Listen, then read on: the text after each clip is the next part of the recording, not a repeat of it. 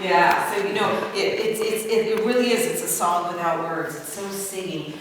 I think one of the things we should talk about is flow, and another thing that we really have to talk about is dynamics, because he has very surprising dynamics, and you guys are often not doing the crescendos, and you're not sustaining the fortes, and you're not doing the subito pianos. There's one subito piano, Kyle, that's sort of a question, but I think you should do it. You know where it is, Lois? It's early in the piece. Yeah, it's actually.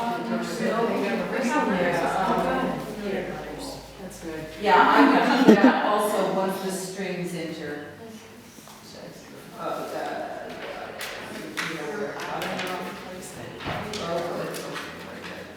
Did you get off to the line? No, I Probably the same. Oh, I see, okay. Yeah, that's every time. Like it's really hard to mark I can't know where it's coming. It's good, very nice. this one. It's not marked in your part, but you should do that one with it. Okay. Do you have a pencil? Do you need a pencil? Can we also talk a minute about the way you're sitting? Because I know in this piece, the cello part, often it's in kind of the middle register, which means we have to play really loudly and have to be very focused with our sound. And part of what will help is if you're actually facing out, because right now your sound is going over that way, and we want your sound to be going out to the audience. Can I move your chair? Stand up for a second, I'll show you where I sit. Actually sit over a little bit further away. And then you get to face the audience. Oh, that's fun. And that means, that's very good. And so that means that you've got to keep an eye backwards for Kyle. Okay. Here we go. Yeah.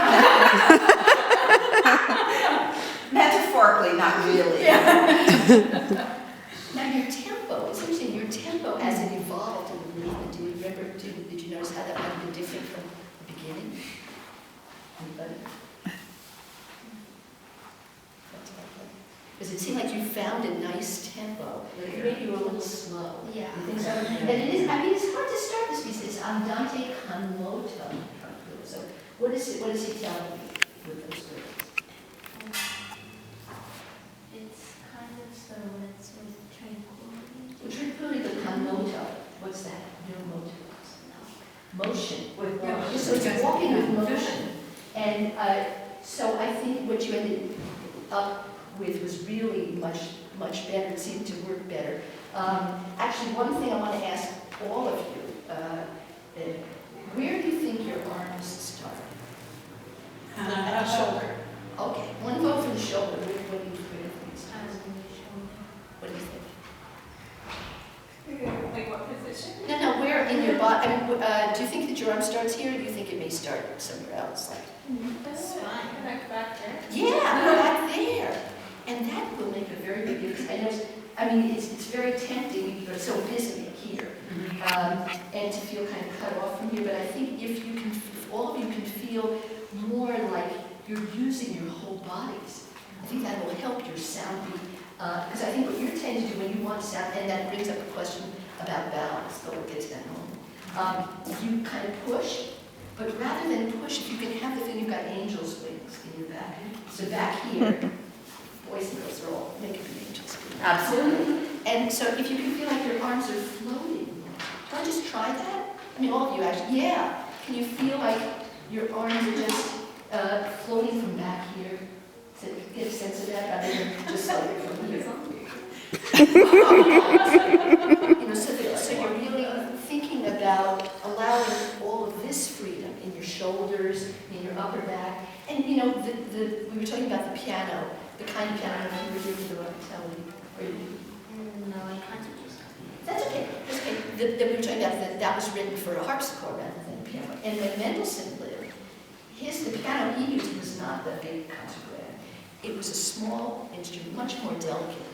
Have you ever seen one of the early pianos? What was it like? Did you hear it being played? I think it doesn't have quite the same power or dynamic ability. Yeah, it's much more intimate. So especially when you're playing with other people, in this kind of ensemble where you're in each other's space, musical space, you want to adjust your size, and the fortes aren't really heavy fortes, but more airy fortes. So, and we can show, we can give some examples of that. Kyle, would you play just like the first 3 bars? Melissa and Julia, I want you to listen to the way he plays those 8 notes, because you're going to do the same thing. Hear how long they are? He has the same marking you have. Okay, that's not. So this marking is actually more of a portato, and you guys were kind of doing real dots, but a singer would never sing that way, right? So you are, or what do we do, Rhonda? I think so. Watch Kayla do that one more time. Watch her arm doesn't stop. Her arm doesn't stop the whole time it keeps moving. Yeah? So she's just doing it with a little weight with the next finger. And just keep your arm going. Was I doing angel wings? You notice? Yeah. Listen to what happens if I take that up.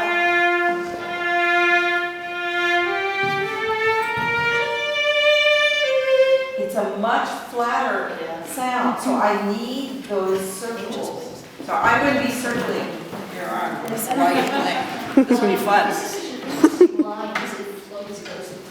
And so it's hard to start, I must say, I always found it a challenge. Can you sing that word like it? You ever sing in practice? It's because this is vocal as well as a music.